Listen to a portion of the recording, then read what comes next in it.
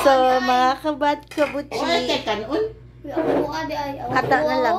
Pisan. Oy, day da. Pisan. Dara na. O lagi. Ako din ang gitanong kanon.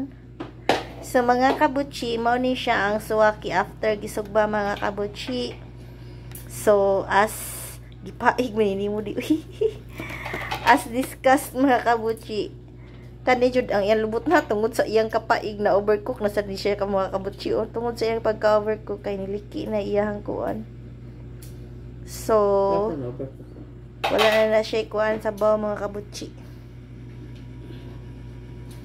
So, ang kuan ani na nagipaig gid ang ati. Napaig? Oh, paig ako atanan. Sige, mga kabuchi, makaon ako. Bukon na siya. Be, magkwatag para buak.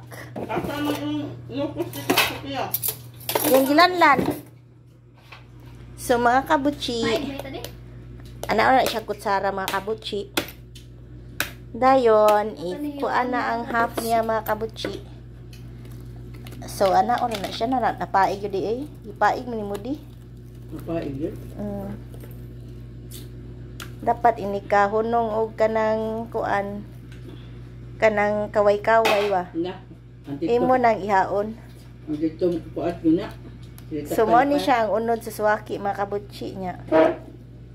Una na siya, mga kabuchi. May man.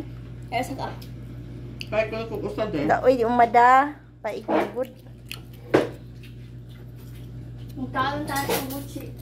Di makandis, mga kabuchi. Ay. Nakabuhi. So mo ni siya ang kanang edible part.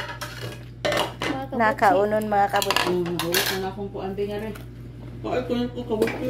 Sige, basta, mga kabuchi, na ang pagkaon, mga kabuchi, munya mo tarong na kog puso. Nakoy rice kabutsi oh. Thank you for watching.